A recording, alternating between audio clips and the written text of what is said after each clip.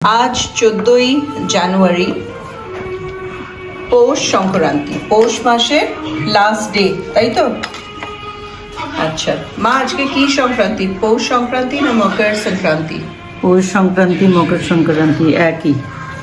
আচ্ছা, তো তুমি আজকে কি কি বানাচ্ছ আমাদের খাওয়ানোর জন্য? কি কি বানাচ্ছ? পিঠে মানে সরা পিঠে আর দুধ পুলি, পাটিসাপটা। আচ্ছা, তো এইটা কি করছো? প্রথম কি বানানোর তোমার প্ল্যান?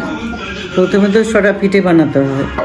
তো এইটা যে মাখছো, এটা পুলির জন্য, দুধ পুলির জন্য, দুধ পুলির জন্য। হ্যাঁ, তো এটাতে কি কি তুমি ব্যবহার করলে? এটা হচ্ছে সুজি, ময়দা, সুজি না ময়দা হচ্ছে এক কাপ, হুম আর চালের গুঁড়ো হাফ কাপ, হুম আর সুজি 1.5 কাপ। সো সুজি 1.5 কাপ, চালের গুঁড়ো হাফ কাপ, আর ময়দা 1 কাপ, তাই তো? ময়দা 1 কাপ, 1.5 কাপ সুজি। 1.5 কাপ সুজি। সুজিটা বেশি দিতে হয়, ওকে, তার মানে তুমি নাহলে করেছো শক্ত হয়ে যায়। ময়দা, তুমি অলসো করেছো চালের গুঁড়ো। আগে মা এগুলো তুমি নিজে সব করতে, তাই না মা? নিজে। সো চালের গুঁড়ো নিজেই।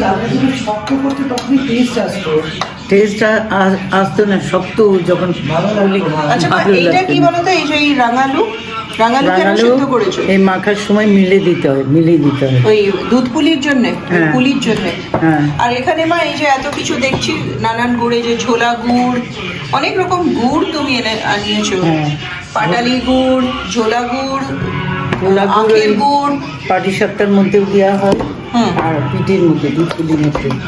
তো এইটা হলো গিয়ে নারকলের ওই যে পুরটা যেটা বানিয়ে হ্যাঁ, রেখেছো, ওটাতে পুর দিতে হবে, পুর দেবে। পাটিসাপটায়। আর এটা খোয়াটা কিসের জন্য? খোয়াটাও এই মধ্যে দেওয়া হবে।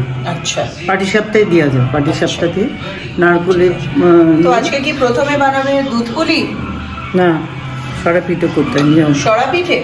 তো সরাটা কোথায় গেল? একটা সরা ওই তো কিনেছিলে? বাইরে।